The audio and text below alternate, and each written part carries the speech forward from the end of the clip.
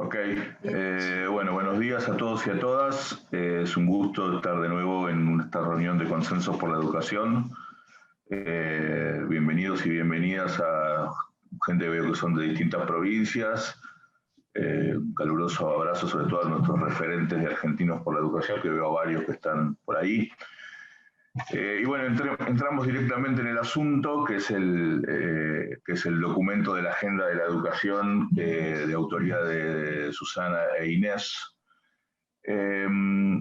Como decía Víctor recién, los que leímos el documento, no, a mí me gustó el documento y me impresionó el tono. Es un documento fuerte, como se diría ahora, políticamente incorrecto en algún sentido, y además que me parece que tiene una deliberada intención de agitar el avispero.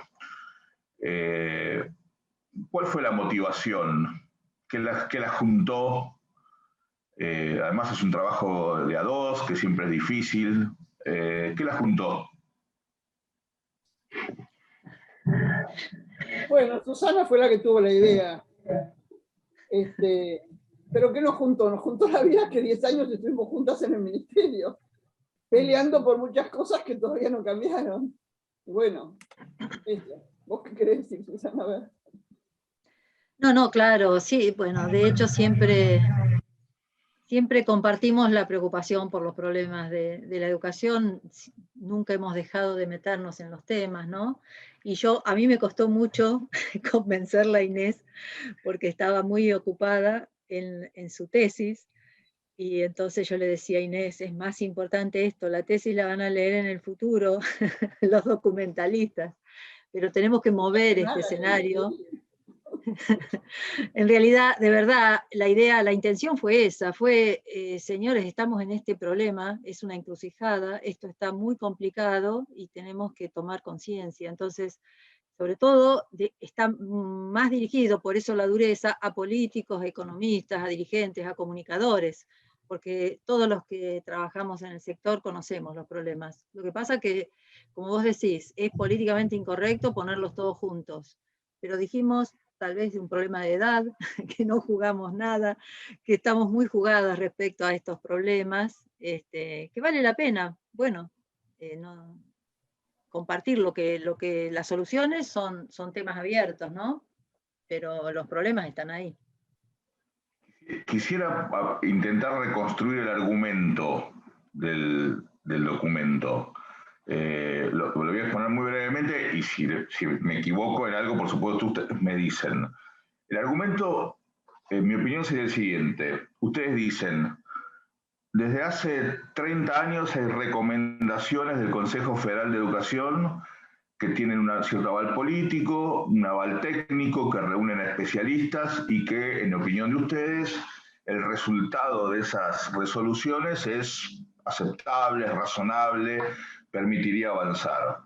Por otro lado, también están planteando la normativa nacional, las leyes educativas a nivel nacional, también son razonables y abren la puerta a grandes o importantes modificaciones, incluso en línea con las del Consejo Federal de Educación. O sea, me parece que usted está diciendo hay una base técnica, hay un cierto consenso político entre los ministros de educación de todas las provincias a lo largo del tiempo, y hay una regulación nacional que acompañaría los cambios que supuestamente necesitamos. Sin embargo, nada de todo esto llega a las escuelas y ni muchas veces a los gobiernos de las provincias. Entonces, si entendí bien el argumento, el problema sería juntar esos dos mundos, como que sabemos lo que tenemos que hacer, tenemos leyes para llevarlas adelante, pero por algún motivo esto no se produce, estamos paralizados. ¿Me equivoco? Corríjame, ¿les parece, está bien lo que estoy planteando? Y si lo pueden explicar un poco más a fondo. A ver, va más a fondo la pregunta, porque en realidad lo que decimos, por eso pusimos la pregunta, ¿no? Porque la pregunta que hacemos al inicio, nos permite hacer todo el recorrido de una política, que es la de los contenidos. Hay muchas políticas, ¿no? Pero esa es la básica, porque si se acuerdan contenidos que están en la frontera de lo que los países desarrollados dicen que hay que enseñar, ¿por qué no hemos mejorado en tantos años la educación? Todo lo contrario, nos va cada vez peor. Entonces el recorrido de esa política pasa por qué cosas pasan en la nación, que estas parece que se hacen bien, no estoy analizando el día a día de hoy del ministerio, pero se supone que se actualizan, se usa, se llama a los mejores especialistas disponibles, etcétera, etcétera. Esto implica un trabajo en las provincias que es al mismo tiempo hacer sus propios diseños curriculares, incorporando estos contenidos, enriqueciéndolos, etcétera, etcétera. Y esto se supone que va a la escuela y a las aulas. Ahora, en ese recorrido, nosotros marcamos todas las cosas que no se hacen en los distintos niveles del sistema. Pensemos que lo que no podemos perder de vista es que estamos frente a un sistema complejo si los hay, donde en cada nivel de la gestión se agregan enorme cantidad de actores, de intereses, de condiciones diferentes, de organizaciones políticas diferentes. Es decir, lo que tratamos de poner en el escenario es la complejidad del sistema y ver cómo juega esta complejidad para paralizar las políticas. Entonces, ahí empezamos con el nivel nacional y cuáles son las parálisis del nivel nacional. El nivel nacional tendría que, además de hacer esto, compensar diferencias y sobre todo monitorear, evaluar y hacer evaluaciones que tiendan a la mejora de lo que pasa en las escuelas, ahí donde hay problemas, no para castigar, sino para articular con las provincias monitoreos y evaluaciones sistemáticas. Estas no se hacen, se hacen parcialmente, no se hacen con la periodicidad que se requiere, no se puede hacer un hilo histórico porque siempre se interrumpen y se cambian el sentido de la evaluación. Más aún, cuando se hace una evaluación se acuerda primero qué preguntar, no preguntar aquello que se supone que debiera estar enseñándose, sino preguntar qué se puede preguntar. Y se acuerda no comunicar mucho, hacer una cosa muy suavecita para que no se levante el avispero. Obviamente, además no se informa. Siguiendo el hilo, entonces, la nación no cumple esta función que es tan importante, tampoco evalúa a los docentes, que es otra de las disposiciones de la ley, y mucho menos a las instituciones que forman a los docentes, que tendrían que haber todo un sistema de acreditaciones, etcétera, etcétera. Todo eso no se cumple. Pero ¿qué hace la nación? Sí tiene un solo poder, que lo destacamos especialmente, que es el de reconocer la validez nacional de los títulos. Y esto que parece un acto administrativo intrascendente, para cualquier chico de cualquier lugar o estudiante del país, es súper importante, porque es la identidad que le permite circular por el país, salir al exterior, etc. Es el título con reconocimiento nacional. Esta función el ministerio se ha degradado tanto que es abstracta directamente, porque como no evalúa, no monitorea, no tiene sistemas de control de qué pasa dentro de las aulas, y tiene mucha presión, y aquí aparecen los actores, el sistema federal, las trampas del federalismo nuestro, las dificultades de los acuerdos políticos que a nivel federal se hacen a nivel mucho más arriba que el Ministerio de Educación, son acuerdos de políticos, de líderes políticos, y presiones del sector privado, presiones de la iglesia, etcétera, etcétera, que fueron quitándole al ministerio esta potestad. Entonces, cuando aprueba la certificación nacional de los títulos, lo único que hace es verificar que en los diseños curriculares, es decir, en los documentos que presentan las provincias, estén incorporados los contenidos básicos comunes que aprobó el Consejo Federal. Esos diseños en la provincia, el federalismo llega hasta el gobierno provincial. En realidad no pasa del gobierno, y ahí todos conocemos, se reproduce un centralismo absoluto donde el ministerio gestiona centralmente todo. Es decir, que la escuela de gestión estatal está manejada a control remoto. La dirección de la escuela no tiene autonomía ni para capacitar, ni para elegir, ni para programar, etcétera, etcétera. Bueno, todos los que somos del sistema sabemos de qué estoy hablando. Y esto, entonces, ¿qué se enseña en el aula? Y en el aula, el docente, como esos diseños curriculares, y acá voy al eje que trataba de decirte al principio, no son complejos, porque pensemos que están hechos por los mejores especialistas que en cada nivel, en la provincia y en la nación, se encontró para diseñar, para hacerlos. Esa transferencia a la escuela no se hace. Entonces, por eso hace tantos años que no pasa nada en la escuela, porque la escuela, el docente, no está formado para traducir esa cantidad de contenidos a secuencias, a programas que puedan ser enseñados en el aula, en el tiempo que tiene la escolaridad y en los tiempos que tiene la escuela. Entonces, ese trabajo nunca se hizo, y hubo acá, y yo sí lo he estado pensando estos días, en realidad hubo un prejuicio que lo recuerdo, un error desde el comienzo de esta historia. Era, esa profesionalidad está en el docente. Y como esa profesionalidad está en el docente, el diseño cae como un mamotreto a la escuela, si llega a la escuela, porque yo conozco provincias donde nadie se enteró que había diseños nuevos. Entonces, si llega a la escuela, va a la biblioteca, porque es imposible que se transforme eso en secuencias didácticas para enseñar. Entonces, para mí, esta es la razón por la cual aquello que se aprobó y que sistemáticamente se actualiza, no pasa nada en las aulas. El docente sigue haciendo lo que sabe, lo que puede, lo que heredó. Hay docentes que se hacen cargo de un programa de estudio, he visto en biología, no solo directamente obsoletos. Es decir, entonces hay poca innovación, que todos las hemos visto, pero globalmente la cosa sigue funcionando como puede. Y yo diría que no es solo el problema de las trampas del federalismo, los problemas, la falta de un trabajo más ajustado y más vinculado a lo que pasa y necesita el docente en el aula, sino que está todo el otro tema, que son las regulaciones laborales tan viejas, ¿no? Vamos por parte, vamos por parte. Bueno, ok. ¿Querías agregar algo, Inés? Y una sola cosita, porque el argumento lo compartimos, que no llega al aula porque tampoco llega a los institutos de formación docente. ¿Sí? O sea, en estos 20 años, esos mismos lineamientos curriculares que hay específicos para la formación docente, tampoco llegan a los institutos, tampoco se hace ahí un trade-off para poder decir, bueno, aunque sea, la gente que se recibió después, lo recibió. No existen, no están. Y mi problema es, nadie le importa. No le importa a los padres, porque hay padres que no se dan cuenta, pero hay padres que sí se dan cuenta y no les interesa. No les interesa a los científicos. Los científicos que tienen hijos en las escuelas no se dan cuenta de lo que aprende el chico en biología, que aprende lo que dice Susana, las cosas del siglo XIX, y en física lo mismo. Entonces acá hay que hacer un tirón de orejas muy fuerte, por eso leí el documento. Ahora, un poco la idea, y de vuelta me corrigen si me equivoco, es lo que ustedes están planteando es el Estado no gobierna. No gobierna. El Estado no gobierna. Pero la sociedad no reclama, Mariano. No, está bien, pero voy por parte.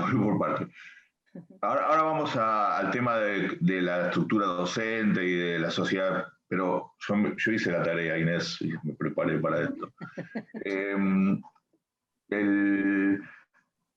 Entonces, ahora, por otro lado, como decía recién Susana, la complejidad del sistema educativo es enorme, de cualquier sistema educativo hoy en el mundo es enorme. En algún momento usamos la palabra reingeniería, creo que antes de empezar, pero no importa. La reingeniería de esa complejidad implicaría que el Estado gobierne. ¿Cuáles son las condiciones para que eso ocurra? No solamente las condiciones técnicas, las condiciones políticas para que semejante reingeniería pueda ocurrir. Bueno, por eso, básicamente son condiciones políticas, porque, digamos, lo que nosotros hemos visto y algunas cosas que hemos trabajado durante estos años, yo trabajé con Juan Carlos en el IPE sobre la reforma del Estado en el sector de educación, y uno ve en el mundo que los países que han hecho cambios en serio, primero han cambiado sus ministerios, los han transformado, incluso estoy hablando de Brasil, estoy hablando de Colombia, estoy hablando de Chile. Chile no tiene Ministerio de Educación, tiene Sistema de Aseguramiento de la Calidad de la Educación. Y hay 4 organismos metidos en ese paquete. Es otra forma de entender cómo gestionar la complejidad. Porque la complejidad de los sistemas, como vos dijiste, es de todos los sistemas educativos, porque además es una complejidad de toda la sociedad. Y la famosa estructura de la sociedad en red, de nuestro amigo Castel, llega también a la necesidad de un Estado en red, porque está la sociedad en red. Y nosotros seguimos con el Estado del siglo XIX, y no lo vayas a tocar porque obviamente pisas muchos callos. Pues ahí hay un problema que tiene que ver con el poder político, y además, ¿y por qué reclamo lo de la sociedad? Porque el poder político no se va a mover si no hay una sociedad que reclama. Y no va a reclamar el padre de los sectores populares, va a reclamar la élite que entiende que esto pasa de esta manera y que tampoco se mueve y no le importa nada. Porque esto lo hemos visto, como decimos con Susana, le hemos mandado este documento a todos los grandes comunicadores, a los políticos, estamos con los empresarios y no hemos recibido ningún tipo de feedback. Ok. Sí, Está bien, pero... el salto cuántico lo da la política. El salto cuántico, acá se necesita un liderazgo fuerte a nivel presidencial, con un equipo, con una claridad, así, una claridad enorme, donde se comprenda que con este Estado no se puede seguir a ningún lado. Y con esta Pero es educación grave tampoco.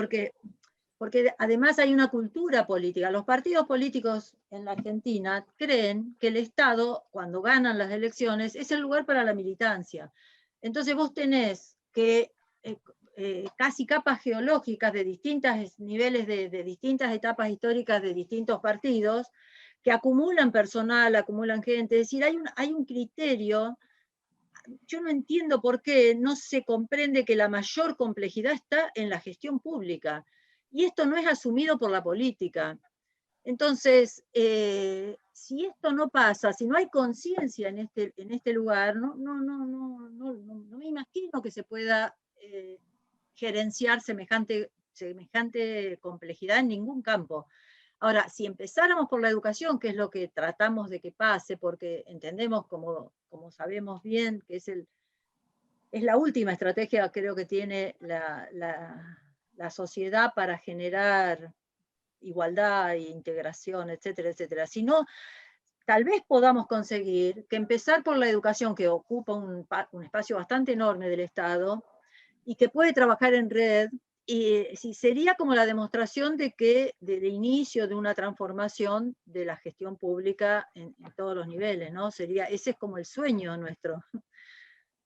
Ahora, en estos 30 años, 20 años o más, no sé, importa, de esta situación que se va profundizando, ¿encuentran ustedes alguna experiencia nacional o provincial que de alguna manera, no digo que sea emblemática, pero que de alguna manera sirva como faro para decir, bueno, en tal provincia están haciendo tal cosa que puede ser interesante, que se pueda avanzar, que demuestre que es posible?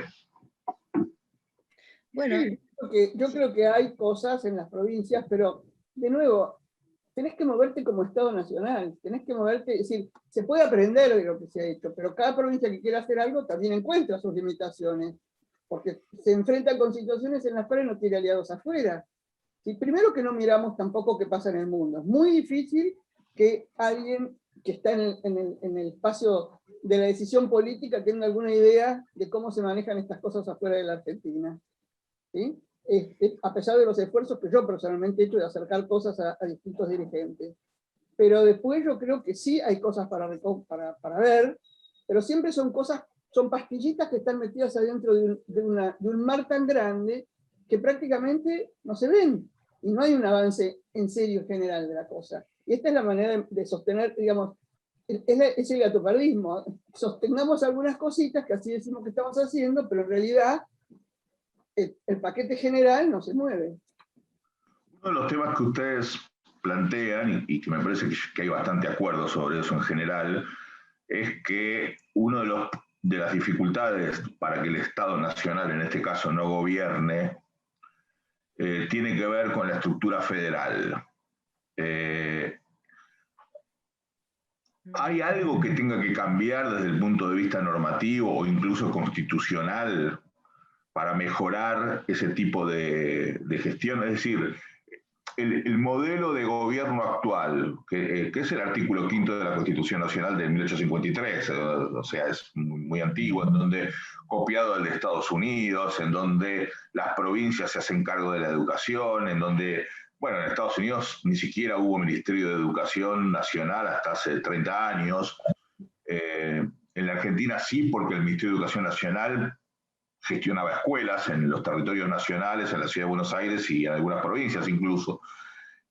Pregunto, ¿este modelo permite eso o hay que cambiar o es necesario hacer una modificación más profunda de la legislación nacional o incluso de la Constitución?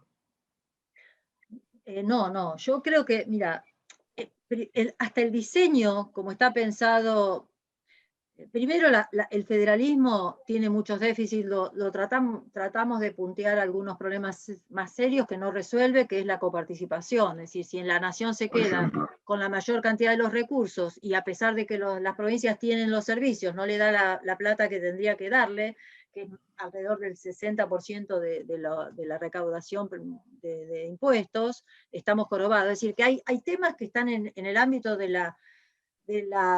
sistema federal, de cómo se reparten los recursos, de cómo provincias que tienen regímenes hasta feudales pueden vivir a costa del trabajo de provincias, del trabajo de otras provincias que tienen regímenes republicanos. Es decir, esos problemas existen, escapan a la posibilidad del ministro o de la educación, pero por eso dije, los acuerdos dentro del federalismo argentino exceden a un ministro o a todos los ministerios de educación, se da muy por arriba entre los líderes políticos. Yo creo que eso tiene arreglo en el campo de la política. Ahora, yo digo, el diseño que tenemos, que se pensó a partir del Congreso Pedagógico, de las leyes que fueron dando forma, es muy bueno si se cumplieran. El problema que tenemos es que no se cumplen las regulaciones que fija la ley. Entonces, pero el Estado Nacional tampoco se pone en la situación de obligar a que se cumplan. ¿Entendés? Claro, lo que vos decías. Digo, entonces, porque se puede trabajar en una situación en donde se acuerdan cosas, pero cuando vos haces el acuerdo y después en las provincias pasa cualquier otra cosa y nadie reclama. Ese es el tema. Nadie reclama. Ahora voy al reclamo, pero déjeme volver un poco, tomando el ejemplo de las provincias feudales, etcétera, etcétera, sacándole los adjetivos. Hay provincias que mantienen el sistema educativo solo con alrededor del 15 o el 20% de recursos propios y el 80% es recursos nacionales, coparticipales. Es decir, son provincias que gastan más de lo que produce, por culpa de ellas, por culpa del atraso histórico, de su desarrollo histórico regional, no importa, no me meto con eso. Ahora, cuando la nación, la confederación, digamos, le manda ese 80% a esas provincias, se los manda, digamos, sin ninguna restricción. Y ahí no hay normativa nacional que le permita al gobierno nacional meterse en cómo se van a gastar esos fondos que no son propios, porque si fuera el 90% fondos propios, bueno, con tu plata harías lo que quieras, ese sería el federalismo de la Constitución del 53. Ahora, acá hay un sostenimiento no de un porcentaje, sino de la mayor parte del gasto en educación. ¿No es un problema? Es cierto. Sí, es un problema que se ha tratado de remediar con cuentas especiales y cuando se hace la transferencia, que haya cuentas especiales, etc. Pero está la figura también de la intervención educativa que no se usa para nada, porque, de nuevo, como no hay reclamo y a nadie le importa y no es escándalo, ¿viste? Las pocas cosas, por lo que dice Susana, lo que hemos visto muchas veces, justamente el control de la certificación nacional y la validación nacional de los títulos. Eso sería una herramienta perfecta. Bueno, anda, métete en el lío que traería eso. Hace un acuerdo a 15 años para que vaya de a poquito armándose, pero metete en alguna línea que empiece a garantizar que hay algunos elementos. Yo fui a estudiar a Australia cómo se hacía eso, que es un país federal y que tienen 3 sistemas superpuestos, en donde por un lado la certificación de que hay que controlar a quién lo hace, por el otro lado hay que controlar si la persona realmente sabe lo que sabe. Por otro lado, es decir, son cosas serias que nosotros no las tomamos como tales.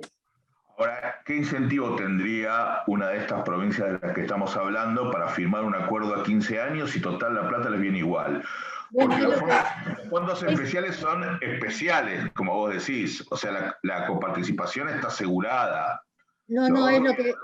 y te agrego algo más. Durante el gobierno anterior, buena parte de esos fondos especiales que tenían asignación directa al tema educativo en las provincias fueron sumados a la coparticipación, o sea, directamente pasaron El gobierno anterior no tenía prioridad de educación, entonces no le importaba nada. sin asignación específica, con lo cual encima se perdieron más Mira, fondos en esa posibilidad. perdón, lo que decís es así. En realidad, el problema está en la ley de coparticipación. Es obvio que lo tiene muy trabajado Remes Lenikov, que tiene un trabajo muy lindo, que es fácil lectura, pero en realidad, y varios, creo que Lustó también se metió con el tema es que los fondos que se coparticipan tienen que ir condicionados, porque es verdad. Es tanto así que inclusive cuando se hizo la transferencia, que se firmaron convenios entre nación y provincia para la última etapa de la transferencia, los fondos que nosotros nos matábamos, nos peleábamos con el Ministerio de Educación para que vaya a una cuenta específica que pudiéramos controlar, no fueron a una cuenta específica. Pero eso significó que todos culpaban a Nación porque yo me acuerdo Córdoba sostuvo la caída del sistema financiero, de los bancos, Entre Ríos hacía rutas, es decir, todos usaron la plata para las prioridades que tenía el gobierno provincial y no para las escuelas que fueron transferidas, en realidad. Entonces, por eso siempre se dijo que la transferencia se hizo sin plata, cuando en realidad había convenios, recursos y el presupuesto nacional marcaba ese dinero específico por vía transferencia educativa.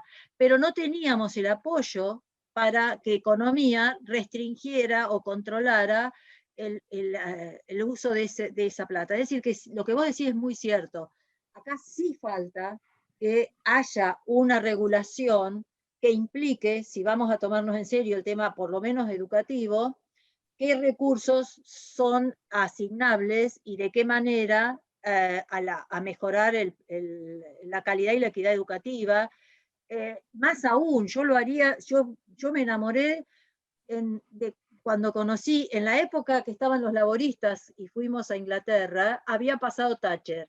Y ellos estaban fascinados de que Thatcher les había dejado el camino despejado con una ley que impuso cuánta plata tenían que usarse en costos de administración del sistema y todo el resto iba directo a las instituciones educativas. Y muchas de ellas más que duplicaron sus recursos, fue una revolución financiera para las instituciones. El Saint Martin, no sé si alguien lo conoce, era un instituto terciario de mala calidad que hacía diseño y hoy es el centro de la moda de Europa. Si tuvo 15 veces más plata. Entonces digo, sí que es posible hacerlo, pero hay que ponerse a regular eso. Donde está pautado, faltan estudios económicos, que es otra de las cosas que nos faltan, de costos, de poder ajustar mucho más los recursos al costo real del sistema y vía coparticipación poner esas regulaciones, porque si no es tirar otra vez a la caja negra de la provincia y a manejar prioridades que no tienen que ver con la educación. De todas maneras, yo quisiera poner acá el parate en el tema de que cambiar la educación no es un problema de plata. No digo que no es importante, no digo que todo esto que estamos diciendo es cierto y hay que cumplirlo, pero no vamos a cambiar la educación cambiando una ley que cambie cómo se distribuye la plata y cómo se paga, quién le paga a quién y qué sé yo. Es un aspecto más. Por eso. Pero yo digo, Inés, bueno, pero si vos querés gastar mejor... No gastemos la discusión dejando la idea de que el problema es un problema de distribución y de plata. No, es un problema de mal gasto, es un problema de mala asignación de recursos. Entonces hay mucho por hacer con la plata actual, mucho por hacer. Sí, pero eso se corrige desde las regulaciones que se impongan vía coparticipación. No, a mí no me cabe duda de eso. Pasa que, bueno, es una mirada mucho más articulada con el resto de las políticas, ¿no? Un tema que había señalado antes, Susana, que yo te interrumpí, que quiero volver a retomarlo, es el tema de las condiciones laborales docentes. Y el artículo 69 de la Ley de Educación Nacional que no se cumple, que divide en 2 carreras. ¿Por qué no explican un poco más su posición respecto de eso? Sí, no sé, Inés, ¿querés hablar? Inés, ¿querés hablar? Bueno, sí, digamos, es conocida mi postura frente al tema de la formación docente. Sí, yo creo que ahí hay que hacer un cambio tan drástico como el que hablábamos recién, ¿no es cierto? Es decir, conocemos las distorsiones por las cuales hemos llegado a donde estamos. Lo que es imposible creer es que hasta este año, el año pasado, hace 2 años, hace 3 años, siguen creciendo la cantidad de institutos de formación docente. Siguen creciendo. Y uno dice, bueno, ¿a dónde vamos a...? Es como el tema de la maquinita y de la plata, ¿sí? Y así no vamos a llegar a mejorar las cosas. No tenemos cantidad de gente suficiente para sostener las estructuras de formación de personal docente, y como no evaluamos nada, y como no se puede evaluar a los docentes, y como no se puede evaluar a las instituciones, alegremente seguimos planteándonos. Entonces, ahora déjame darte un digo que hay que cambiar las condiciones de trabajo, pero hay que cambiar y fundamentalmente la formación de docentes.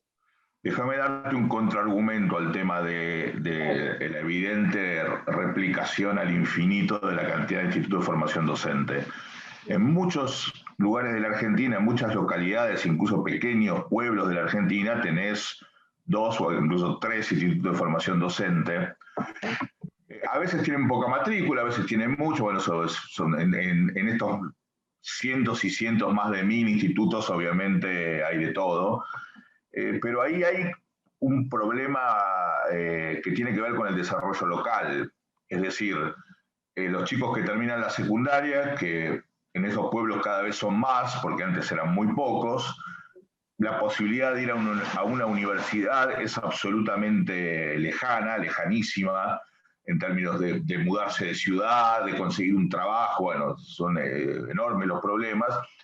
Por lo tanto, para el intendente es bastante sencillo decir, bueno, en esta escuela primaria o en esta escuela secundaria hacemos un turno noche, es decir, ni siquiera hacemos una inversión en edilicia, sobreexigimos la infraestructura, le pido al gobernador que me pague los salarios docentes, lo convenzo políticamente al gobernador, tengo los docentes y tengo una salida, buena, regular, mala, no es el caso, tengo una salida para los jóvenes de esa localidad. Perdóname, Mariano, lo que tiene es una estafa para los jóvenes de esa localidad. Y me encantaría que propusiera, que también sería válido, que propusiera una carrera de medicina universitaria. ¿Por qué no? Si porque total, es carísimo. ¿Por qué es carísima y no es carísima la otra?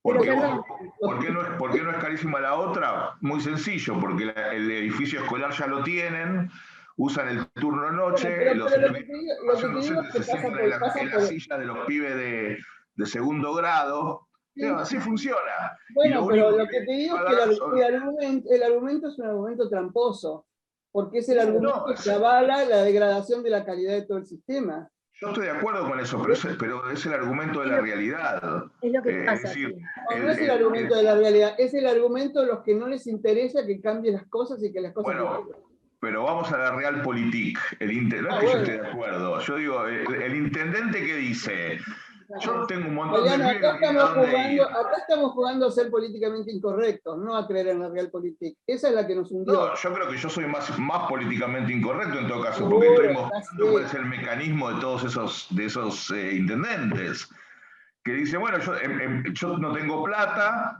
y tengo que dar una salida a mi gente, y la única que hay es esta. Ahí fue el Ministerio Nacional. Si el Ministerio Nacional hiciera una evaluación de los docentes a la salida y le dijera, el que no pasa esto no puede, decir, hay controles para poner, para revertir esa situación, pero hay que animarse a ponerlo. Y si hubiera una política de acreditación de las instituciones formadoras de docentes, que es lo que no se cumple tampoco. Es decir, si existiera esa política, en realidad se diría, bueno, este es el piso de calidad, como se hace con las universidades, y los que no cumplen este piso no forman docentes y no son reconocidos. Por eso ahí está la autoridad nacional que no funciona. ¿Y qué Entonces, qué hacemos con los chicos de esas localidades? Con los pero jóvenes. bueno, enseñarle a otras profesiones que no hay. En realidad, habría un montón de cosas que son salidas para laborales mucho más concretas, que tienen que ver con formaciones profesionales de las más variadas. Pero ahí también yo me quejo, Mariano, de que nosotros, los de educación, somos como todistas de todo. Nos ponemos en la espalda todas las cosas que pasan en el mundo. Entonces, entiendo lo que vos decís de qué hacemos con esos chicos. Bueno, ese es un problema que no lo resolvemos de educación, que se resuelva de otra manera. Yo me pongo en la postura de defender mi campito y que sea bueno y que tenga los controles para que se cumplan y que no estafemos a la gente y que, etcétera, etcétera. Y que además no estafemos a los chicos de los sectores más populares, que son los chicos que reciben lo peor de lo peor. Esa es la parte mía. Lo demás, bueno, que se ocupen las otras áreas del Estado y las otras áreas de la sociedad. Sí, ahí digamos, algo que daría para largo es el tema de la complejidad, o sea, digamos, defender nuestro campito también implica reconocer lo que decíamos antes, lo que ustedes dicen en el trabajo, ¿no? La complejidad de eso. Y por otro lado, creo que ahí sí hay una restricción presupuestaria muy fuerte.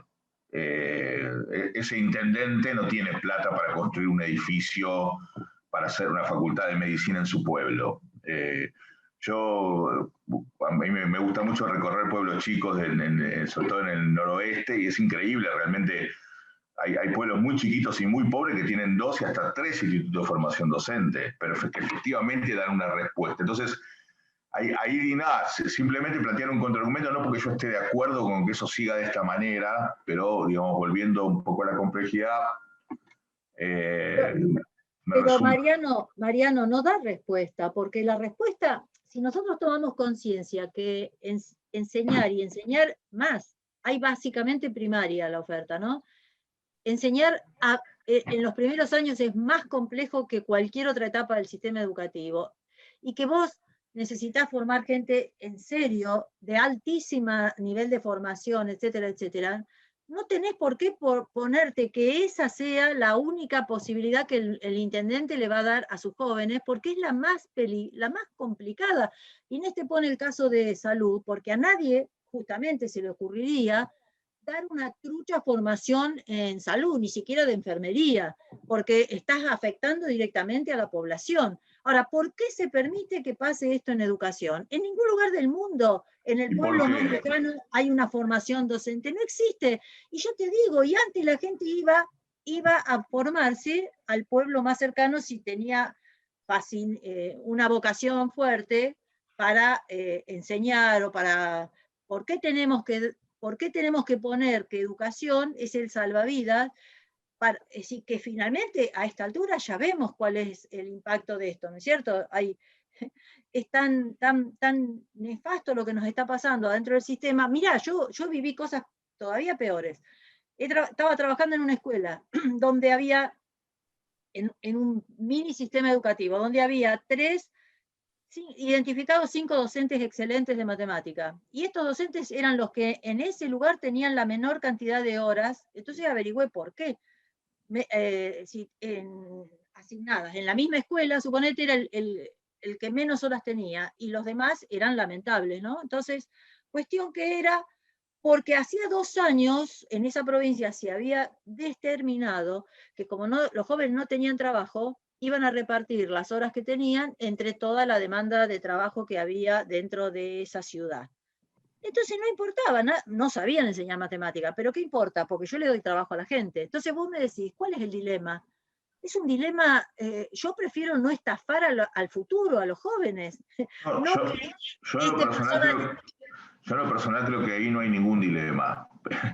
Pero hay una... Bueno, no, dilema está mal. Es cierto. Quiero decir, no hay dilema. Ahí, claro, no habría dilema, no hay ninguna clase de dilema. El punto es que es un buen ejemplo de esto que ustedes están planteando, de la complejidad, de la falta de recursos, de la mala asignación de recursos, Y ahí viene un punto que había planteado Inés antes, que también la corté para poder retomarlo ahora, que es el tema del desinterés. Es decir, ustedes están dando, para el caso de la formación docente, un ejemplo concreto de cómo nuestra sociedad acepta que el nivel de preparación de los docentes sea inferior al requerido, cosa que no hace, esperemos, respecto de, por ejemplo, el personal de la salud. ¿Cuál es la explicación y hacia dónde debiéramos ir respecto de eso? Yo creo que es porque no hay información. Porque no hay información y porque hay un discurso políticamente correcto, que nadie se mete con los problemas de verdad. Nadie sale a decir estas cosas que son dolorosas, duelen, que el gremio docente es muy fuerte políticamente, nadie le gusta que lo ataquen, es decir, todos hay como un cuidado de decir solo lo que no te genere problemas. Yo creo que eso hace daño porque la sociedad no se entera mucho de lo que pasa, no saben los dirigentes, imaginémonos la sociedad. La sociedad quiere que haya escuela, que al pibe le den clases y que termine y le den un certificado. Entonces vos, no, es como, no sé si acuerdan de Bertolt Brecht, si das raíces, comes raíces. Si le das flores, la cosa cambia, ¿no? Entonces iluminemos el sector, digamos los problemas que tenemos, pongámonos metas muy desafiantes. Nadie dice hoy echar a todo el mundo, hacer esto. No, pero pongámonos. Esa no es la solución. Metas a largo plazo, digámonos qué vamos a hacer en los primeros 5, qué vamos a hacer en los otros 5, qué vamos a hacer, cómo vamos logrando esto, cómo aprendemos todos juntos, cómo le damos lugar a otros espacios, cómo se abren otras posibilidades formativas, pero no castiguemos al sistema educativo, que debiera ser de altísima calidad, porque la pregunta es, ¿por qué hablan de economía del conocimiento? ¿Quién va a sostener la economía del conocimiento si el Estado no distribuye conocimientos de verdad? ¿Quién va a sostener esa economía? Es una mentira. Entonces, ¿qué tenemos? Masas de chicos esclavos a futuro, pobres. Claro, es la fábrica de la inequidad. Porque ¿Cómo van a tener eso? acceso a ese tipo de trabajo solamente la gente que tenga ciertos niveles que no los da el Estado y no los resguarda el Estado. Entonces, a futuro estamos trabajando para una sociedad realmente fraccionada, mucho peor, mucho más pobre. O sea que, pero no hay esta sensación que nosotros tenemos, no existe en la sociedad. Ahora, tenemos, siguiendo el hilo, tenemos un problema grave, muy grave, porque el argumento original era, bueno, en lo macro las ideas están y se podrían aplicar, y la regulación es relativamente razonable. En la implementación eso es una complejidad que colapsa en sí misma, que no produce futuro. Esta es una retroalimentación negativa respecto de lo que pasa. Pero por otro lado, la demanda, digamos, los beneficiarios, el pueblo, no reacciona frente a eso y no se perciben en la masa dirigencial una salida concreta con un plan concreto respecto de la cuestión.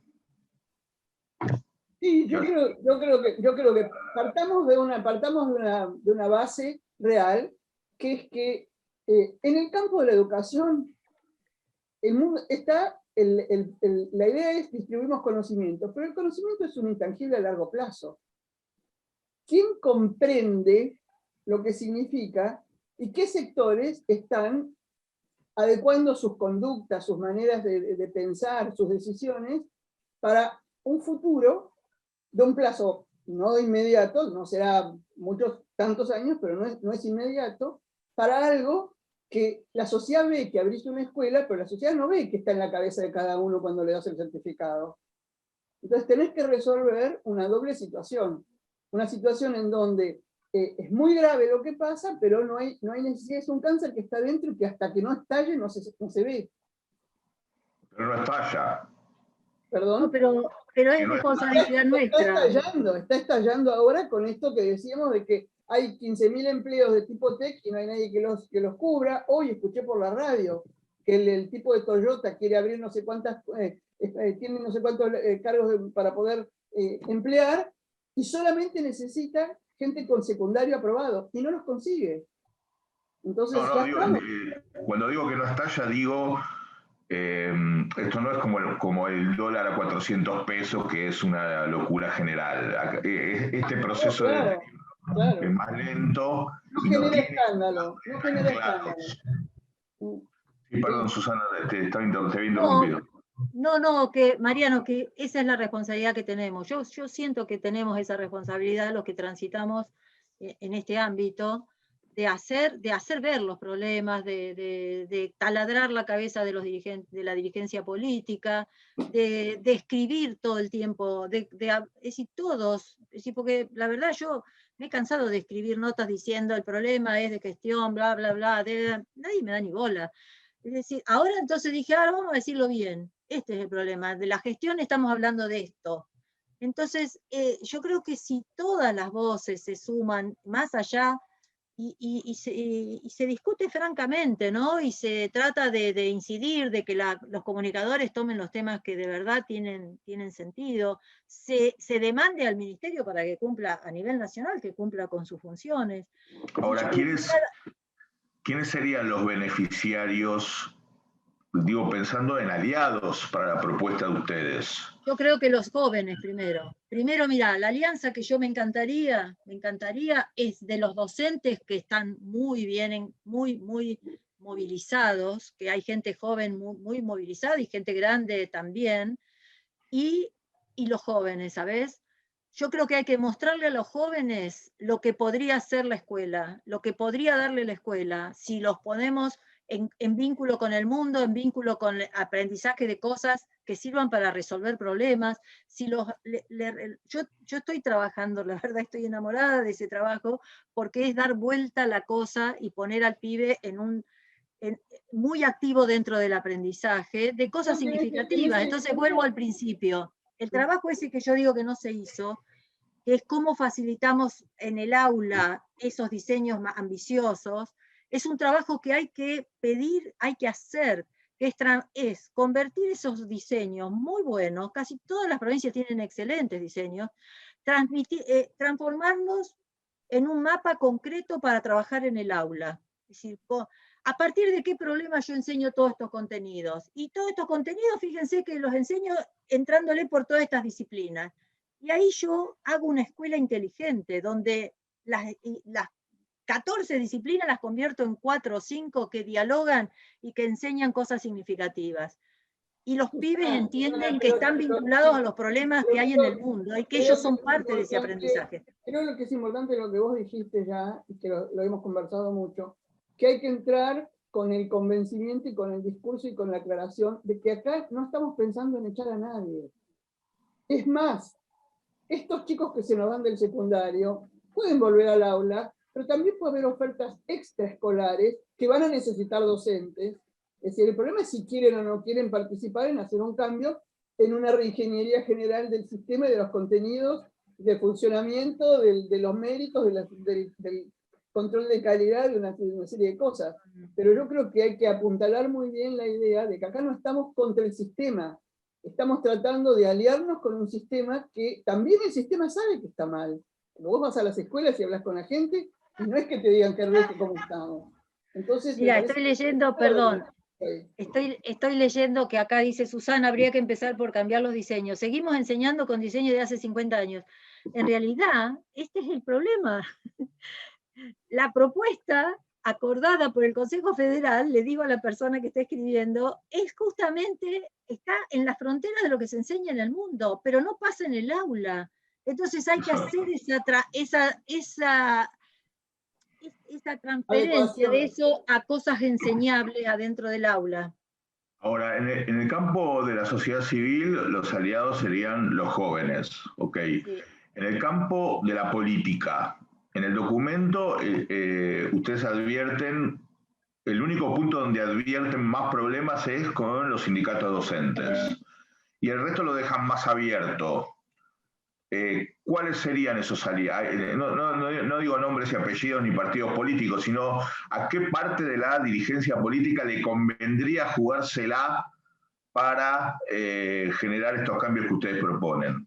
Y alguna parte que pensara en cuál es la perspectiva de la Argentina de acá a 20 años, que no existe. Todos piensan para mañana. No hay una mirada prospectiva en general como sociedad. Y entonces ahí yo creo que hay jóvenes en la política, caras nuevas, gente con... Es como otra nueva generación de dirigentes políticos que les interesa, y yo creo que se van a meter en un proyecto de crecimiento del país donde hay que pegar la educación a esto. Entonces yo creo en eso. Creo que hay gente nueva, y hay gente vieja también, pero la gente nueva viene con mucha polenta, y me parece que ve estos temas, los ve mucho mejor que la dirigencia vieja, antigua. ¿Y cuál le parece que puede ser el rol de una organización como Argentinos por la Educación en ese contexto? Y bueno, activar esto en la dirigencia política muchísimo. No, esto que están haciendo ahora me parece fabuloso, y me parece que una serie de estas cosas, por ejemplo, con públicos distintos, puede ayudar a mover un poco el avispero y a que se discute y se vea y se tome en conciencia, etcétera, etcétera. Nosotros estamos dispuestas para decir esto delante de cualquiera. Así que nos podemos poner que quiera adelante que va a escuchar esto.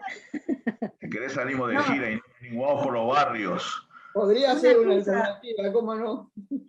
Mariano, una cosa que vos decías del régimen laboral. El régimen laboral no es un cuco.